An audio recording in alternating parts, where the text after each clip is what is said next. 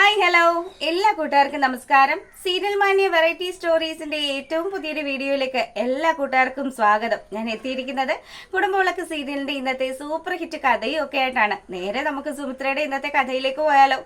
അങ്ങനെതാ നമ്മുടെ പങ്കജ് ഒരുക്കിയിരിക്കുന്ന ആ സർപ്രൈസ് പാർട്ടി കണ്ട് ഞെട്ടിയിരിക്കുകയാണ് പൂജ. പൂജയ്ക്ക് ഒരുപാട് സന്തോഷമായി. പൂജയാണെങ്കിലോ പങ്കജിനോടൊപ്പം ഡാൻസ് കളിക്കാൻ തുടങ്ങുമ്പോഴത്തേക്കിനും രഞ്ജിതയും അരവിന്ദനും വന്ന് ഇവരിവിടെ മേളിൽ എന്താ പരിപാടിയെന്നറിയാൻ വന്ന് എത്തി നോക്കി നിൽക്കുമ്പോൾ കാണുന്ന കാഴ്ച പങ്കജിനോടൊപ്പം ഡാൻസ് ചെയ്യുന്ന നമ്മുടെ പൂജയാണ്. അപ്പം ഇങ്ങനെ ഒരു കാഴ്ച കണ്ട രഞ്ജിതയാണെങ്കിലോ ഒരുപാട് അങ്ങ് സന്തോഷിക്കുക. താൻ മനസ്സിൽ കരുതിയ കാര്യങ്ങളൊക്കെയാണല്ലോ പങ്കജ് നടപ്പാക്കിക്കൊണ്ടിരിക്കുന്നത്. എന്തായാലും അത് കണ്ട രഞ്ജിതയും അരവിന്ദനും ക്ലാപ്പ് ചെയ്യുമ്പോഴത്തേക്കിനും അവർ രണ്ടുപേരും മനസ്സിലാക്കി ഇവിടെ മറ്റാരൊക്കെയോ വന്നിട്ടുണ്ട്. അപ്പം ആന്റിയെയും അങ്കിളിനെയും ഒക്കെ കണ്ടപ്പോൾ നമ്മുടെ പൂജയ്ക്ക് ചെറിയ നാണമൊക്കെ വന്നു. അങ്ങനെ അവര് അവിടെ തന്നെ പങ്കജ് സെറ്റ് ചെയ്തിരിക്കുന്ന ഫുഡും ഒക്കെ കഴിക്കാനുള്ള പുറപ്പാടില് നമ്മുടെ രഞ്ജിതയും ഭർത്താവും ഒരു ടേബിളിലും അതുപോലെ പൂജയും പങ്കജും കൂടി ഒരു ടേബിളിലും ഇരുന്ന് ആഹാരം കഴിക്കുമ്പോഴത്തേക്കിനും പങ്കജിനോട് പൂജ താങ്ക്സ് പറയുക. പങ്കജ്, നീ ഇത്രയും വലിയൊരു കാര്യം ചെയ്തതിന് എനിക്ക് ഒരുപാട് നന്ദിയുണ്ട് നിന്നോട്. ഇത്രയും നല്ലൊരു സെറ്റപ്പ്, ഇത്രയും നല്ലൊരു അന്തരീക്ഷം ക്രിയേറ്റ് ചെയ്തത് അത് നിന്നെ കൊണ്ട് മാത്രമേ പറ്റുള്ളൂ എന്നൊക്കെ പറഞ്ഞ് ഇവന്റെ അടുത്ത് ഇങ്ങനെ സംസാരിക്കുമ്പോ രഞ്ജിതയാണെങ്കിലോ കണ്ടില്ലേ മനുഷ്യ, അവര് തമ്മില് ഇപ്പൊ എന്ത് സ്നേഹത്തിലോ ഉള്ളതെന്ന് ഇങ്ങനെ സംസാരിക്കുക. പിന്നീട് രഞ്ജിതയും ഭർത്താവും കൂടി ഭക്ഷണമൊക്കെ കഴിച്ചിട്ട് ഇവരോട് രണ്ടുപേരോടും എപ്പോഴാണ് സൗകര്യം എന്ന് വെച്ചാൽ താഴേക്ക് ഇറങ്ങി വന്നാൽ മതി, ഞങ്ങൾ രണ്ടുപേരും കൂടി അങ്ങ് പോവാന്ന് പറഞ്ഞ് അവിടെ നിന്ന് അങ്ങ് പോവുകയാണ്. പിന്നീട് നമുക്ക് കുറച്ച് സമയം കൂടി ഇവിടെ നിന്നാലോ പങ്കജെന്ന് പൂജ ചോദിച്ചതും പങ്കജാണെങ്കിലോ അതിനെന്താ പൂജ, എന്തായാലും ഇന്ന് നമുക്ക് കുറച്ച് സമയം കൂടെ കഴിഞ്ഞിട്ട് പോയാൽ മതിയെന്നും പറഞ്ഞ് രണ്ടുപേരും അവിടെ നിൽക്കുകയാണ്. പിന്നീട് നമ്മളെ കാണിക്കുന്നത് സുമിത്രയാണ്. അപ്പൊ സുമിത്ര ദാ കുളിയൊക്കെ കഴിഞ്ഞ് മുറ്റത്തിങ്ങനെ ഇറങ്ങി നിൽക്കുമ്പോഴത്തേക്കിനും ശീതളാണെങ്കിലും ഒരു ചെടിയുടെ മറവിൽ നിന്ന് അപ്പുറത്ത് ശരിക്കും പറഞ്ഞാൽ സച്ചിനുണ്ട്. സച്ചിനെ ഇങ്ങനെ ആട്ടി പറഞ്ഞു വിടുകയാണ്. ദയവ് ചെയ്ത് എന്റെ പൊന്ന് സച്ചിനെ, നീ ഞാനും തമ്മിലുള്ള കാര്യങ്ങളൊക്കെ എന്റെ അമ്മ അറിഞ്ഞു കഴിഞ്ഞാൽ അത് വലിയ വിഷയമൊക്കെ ആവും. അമ്മ ദാ മുറ്റത്ത് വന്ന് നിൽക്കുന്നുണ്ട്, ദയവ് ചെയ്ത് നീ ഇവിടുന്ന് പോന്നൊക്കെ പറയുമ്പം സച്ചിനാണെങ്കിൽ പോകാൻ കൂട്ടാക്കുന്നേ ഇല്ല. സച്ചിൻ പറയാണ്, ഞാനേ നിന്റെ ഭർത്താവാണ്, എന്ത് വന്നാലും നിന്നോടൊപ്പം താമസിക്കാനുള്ള ആ ഒരു റൈറ്റ് അതെനിക്കുണ്ട്. ഞാൻ പറയുന്ന കാര്യങ്ങൾ കേക്ക്, നീ ഇപ്പൊ തന്നെ എന്നോടൊപ്പം പോരെന്ന് പറയുമ്പം എൻ്റെ അമ്മയോട് ഞാൻ പറഞ്ഞിരിക്കുന്നത് നീയും ഞാനും തമ്മിൽ യാതൊരുവിധ ബന്ധവും ഇല്ല, ഇപ്പൊ നമ്മൾ തമ്മിൽ ഒരു കോണ്ടാക്റ്റും ഇല്ലെന്നാ. ദയവ് ചെയ്ത് എൻ്റെ അമ്മയെ ചതിക്കാനായിട്ട് നീ എന്നോട് പറയല്ലേ, ഇപ്പൊ നീ ഇവിടുന്ന് പോ, കാര്യങ്ങളൊക്കെ ഒന്ന് ആറി തണുക്കട്ടെ, അപ്പൊ എന്താ വേണ്ടതെന്ന് വെച്ചാൽ തീരുമാനിക്കാന്ന് പറയുക. പക്ഷേ സച്ചിനോട് എന്തൊക്കെ പറഞ്ഞിട്ടും സച്ചിൻ അമ്പിനും വില്ലിനും അടുക്കാതെ അവിടെ നിൽക്കുമ്പം നമ്മുടെ സുമിത്രയുടെ പിന്നാലെ സിദ്ധാർത്ഥും സ്വരമോളും കൂടി വരിക. രണ്ടുപേരും വന്നതും അച്ഛമ്മേ ദേ ശീതളാൻ്റെ എന്താ അവിടെ തനിയെ പോയി നിൽക്കുന്നതെന്നും പറഞ്ഞ് സ്വരമോള് ശീതളിന്റെ അടുത്തേക്ക് ചെല്ലുക. പെട്ടെന്ന് തന്നെ ശീതള് സ്വരയെ കണ്ടത് ഞെട്ടി.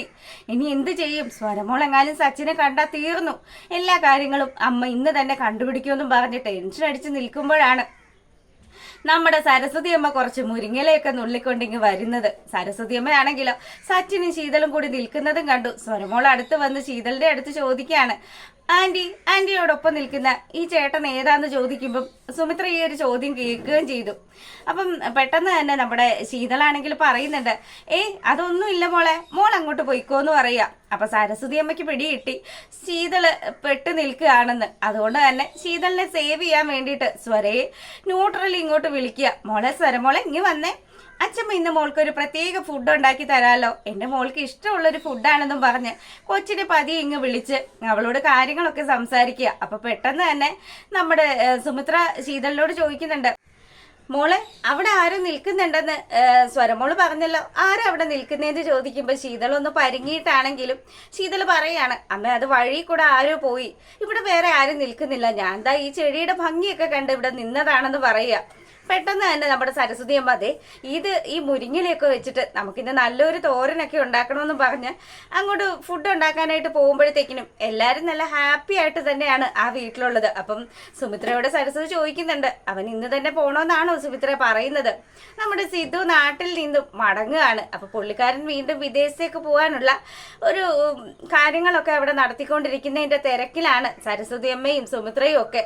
അങ്ങനെതാ നമ്മുടെ പൂജയാണെങ്കിൽ അന്നത്തെ ദിവസം പൂജയും പങ്കജും ആ ടെറസിൽ തന്നെയാണ് കിടന്ന് ഉറങ്ങിപ്പോയത്. ഉറക്കം ഉണർന്ന് പൂജ നോക്കുമ്പോ കാണുന്നത് താൻ പങ്കജിന്റെ തോളിൽ കിടന്നാണ് ഇന്നലെ ഉറങ്ങിയത് എന്നുള്ള കാര്യമാണ്. അപ്പൊ പെട്ടെന്ന് തന്നെ പങ്കജിനോട് ചോദിക്കുന്നുണ്ട്, പങ്കജ് നമ്മൾ ഇന്നലെ ഇവിടെയാണല്ലേ കിടന്നത്, ഞാൻ അറിഞ്ഞില്ലല്ലോ പങ്കജ്, നിനക്ക് ബുദ്ധിമുട്ടായി കാണുമല്ലോ എന്നൊക്കെ പറഞ്ഞ് പൂജ ഇങ്ങനെ സംസാരിക്കുമ്പോഴത്തേക്കിനും പങ്കജാണെങ്കിലോ, എനിക്ക് എന്ത് ബുദ്ധിമുട്ടാന്നാ നീ പറയുന്നത്, ഞാൻ കുറച്ചു മുന്നേ ഉറക്കമൊക്കെ ഉണർന്നതാണ്, പിന്നെ നീ നല്ല ഉറക്കായത് കൊണ്ടാ നിന്നെ വിളിക്കാതിരുന്നേന്ന് പറയുമ്പം പങ്കജ്, നീ എനിക്ക് വേണ്ടി എത്ര നല്ല കാര്യങ്ങളൊക്കെയാണ് ചെയ്യുന്നത്, ഇന്നലെ തന്നെ ആ ദിവസം അത് ഞാൻ മറക്കില്ല പങ്കജ്, എന്റെ ജീവിതത്തിൽ എന്നും ആ ഒരു ദിവസം ഉണ്ടാകുമെന്ന് പറയാണ്. പെട്ടെന്ന് തന്നെ പങ്കജാണെങ്കിലോ, എടി നീ എന്റെ ചോര തന്നെയല്ലേ, അപ്പം നിനക്ക് വേണ്ടുന്ന എന്ത് കാര്യവും ചെയ്യാനുള്ള മനസ്സ് അതെനിക്കുണ്ട്, അതുകൊണ്ട് നീ ഒരു കാരണം വെച്ചാലും സങ്കടപ്പെടരുത്, നിന്റെ അമ്മ നിന്നോട് ചെയ്തതുപോലെയുള്ള ചതി എന്തായാലും ഞങ്ങൾ ആരും നിന്നോട് കാണിക്കില്ല എന്ന് അമ്മയെക്കുറിച്ച് ഇങ്ങനെയുള്ള ഒരു കാര്യം പറയുമ്പോൾ പൂജ ഒരു സെക്കൻഡ് ഒന്നും മിണ്ടാണ്ട് നിൽക്കുകയാണ്. എന്നിട്ട് പങ്കജിനോട് പറയുന്നുണ്ട്, പങ്കജ് എന്തായാലും ഞാൻ ഒന്നും മറക്കില്ല, എനിക്ക് ഒരുപാട് സന്തോഷമുണ്ട് എന്നും പറഞ്ഞ് പങ്കജിനെ ഒരു പ്രത്യേക രീതിയിൽ നോക്കുകയാണ്. അപ്പോൾ ഒരു ഇഷ്ടമുള്ളതുപോലെ തന്നെ പങ്കജിനോട് ഇങ്ങനെ കാണിക്കുകയാണ് നമ്മുടെ പൂജ. പിന്നീടാണെങ്കിലോ സിദ്ധാർത്ഥ് കോട്ടും സൂട്ടും ഒക്കെ ഇട്ട് പെട്ടിയൊക്കെ പാക്ക് ചെയ്ത് ഇറങ്ങുകയാണ്. അപ്പൊ ഈ സമയത്താണെങ്കിലും സരസ്വതി അമ്മ വന്ന് ചിണുങ്ങുന്നുണ്ട്, മോനെ നിന്റെ തീരുമാനത്തിൽ എന്തെങ്കിലും ഒരു മാറ്റം ഉണ്ടാക്കടാ, നിനക്ക് ഇവിടെ തന്നെ താമസിക്കാമല്ലോ, എന്താ നിന്റെ പ്രശ്നം എന്നൊക്കെ ചോദിക്കുമ്പോൾ അമ്മ ഞാൻ ഇവിടെ ഇനി നിന്നാൽ ശരിയാവില്ല, എനിക്ക് ഒരുപാട് കാര്യങ്ങളൊക്കെ ചെയ്തു തീർക്കാനുണ്ട്, അതുകൊണ്ട് മടങ്ങി പോകുന്നത് തന്നെയാണ് നല്ലതെന്നും പറഞ്ഞ് സിദ്ധു ഓരോ കാര്യങ്ങൾ സംസാരിക്കുമ്പം അനിരുദ്ധ് ചോദിക്കുന്നുണ്ട്, അല്ല അച്ഛ നമ്മൾ ശ്രീനിലയത്തിന്റെ കാര്യത്തിൽ എന്താണ് അച്ഛന്റെ തീരുമാനം, നമ്മൾ അതിൽ നിന്നും പിൻവലിഞ്ഞോ എന്ന് ചോദിക്കുമ്പോൾ ഇല്ല മോനെ, അച്ഛൻ ഇവിടെ ഇല്ലെങ്കിലും അച്ഛൻ അതിനു വേണ്ടുന്നുള്ള പോരാട്ടങ്ങൾ ചെയ്തുകൊണ്ടേ ഇരിക്കുമെന്ന് പറയും. അങ്ങനെ സിദ്ധു തന്റെ അമ്മയെ സുമിത്രയെ ഏൽപ്പിക്കുകയാണ്. അപ്പം എന്റെ അമ്മയെ സുമിത്ര പൊന്നു പോലെ നോക്കുമെന്ന് എനിക്കറിയാം, എന്നാൽ കൂടി ഒരിക്കൽ കൂടി ഞാൻ സുമിത്രയെ നിന്നോട് പറയുകയാണ്, എന്റെ അമ്മയെ ഞാൻ നിന്റെ അടുത്ത് ആക്കിയിട്ടാ പോകുന്നത്. സിദ്ധാർത്ഥ് നിങ്ങൾ ഇല്ലെങ്കിലും നിങ്ങളുടെ അമ്മയെ ഞാൻ നോക്കിയിരിക്കും, എന്തായാലും അമ്മയുടെ കാര്യം ആലോചിച്ച് നിങ്ങൾ ടെൻഷൻ അടിക്കണ്ടെന്നും പറഞ്ഞ് സുമിത്രയാണെങ്കിൽ ഇതാ സിദ്ധുവിനെ ആശ്വസിപ്പിക്കുക. ഈ സമയം ശീതളാണെങ്കിൽ വന്നിട്ട് കരയുന്നുണ്ട്, അച്ഛൻ ഇന്ന് തന്നെ പോണോ, അച്ഛൻ ഇനി ഇവിടെ നിൽക്കാമല്ലോ, എന്താ അച്ഛൻ ഇങ്ങനെ എന്നൊക്കെ പറഞ്ഞ്. അപ്പം ശീതളിനോട് ആശ്വസിപ്പിക്കുകയാണ്, മോള് ഒന്നും കൊണ്ടും ആലോചിച്ച് വിഷമിക്കണ്ട, മോളുടെയും സച്ചിന്റെയും ജീവിതത്തിൽ ഇപ്പൊ നിലവിലുള്ള പ്രശ്നങ്ങളെല്ലാം അച്ഛൻ പരിഹരിച്ചിരിക്കും, അമ്മ ഇവിടെ ഉണ്ടല്ലോ, അമ്മ വേണ്ടുന്ന കാര്യങ്ങളൊക്കെ ചെയ്തിരിക്കും എന്നൊക്കെ പറഞ്ഞ് ശീതളിനെയും ആശ്വസിപ്പിച്ചു. പിന്നെ അനന്യയുടെ അടുത്തായി അടുത്ത ഉപദേശമായിട്ട് ചെന്നത് അനന്യയോട് പറയുന്നുണ്ട്, ദേ അനന്യ, നീയും അതുപോലെ അനിരുദ്ധും ഈ നാട്ടിൽ തന്നെ എന്തെങ്കിലും ഒരു ജോലി ചെയ്യുന്നതായിരിക്കും നല്ലത്, ഇനി നീ വിദേശത്തും അവൻ നാട്ടിലും കുഞ്ഞു സുമിത്രയുടെ അടുത്തും ഒക്കെ ആണെങ്കിൽ നിങ്ങളുടെ ജീവിതം നല്ല രീതിയിലൊന്നും മുന്നോട്ട് പോകില്ല, അതുകൊണ്ട് ഒരേ ഒരു ജീവിതമേ ഉള്ളൂ, അത് നിങ്ങൾ പരസ്പരം തെറ്റുകൾ കുറ്റങ്ങളൊക്കെ ഏറ്റു പറഞ്ഞ് അത് നല്ല രീതിയിൽ മുന്നോട്ട് കൊണ്ടുപോകണമെന്നൊക്കെ സിദ്ധു പറയുമ്പോൾ അങ്ങനെ തന്നെ ചെയ്തോളാം അച്ഛന്നൊക്കെയുള്ള വാക്കാണ് നമ്മുടെ അനന്യയും പറയുന്നത്. പിന്നീട് നമ്മുടെ സുമിത്രയുടെ അടുത്തായി യാത്ര പറയാൻ സിദ്ധാർത്ഥ് ചെല്ലുന്നത്. സിദ്ധാർത്ഥ് ചെന്നതും സുമിത്രയോട് പറയുന്നുണ്ട്, നമ്മൾ തമ്മിലൊരു ചെറിയ കടമുണ്ട്, ആ കടം തീർക്കേണ്ട സുമിത്രയും ചോദിക്കുമ്പോൾ ഒന്നും മനസ്സിലാകാത്ത രീതിയിൽ സുമിത്ര അവിടെ നിൽക്കുകയാണ്.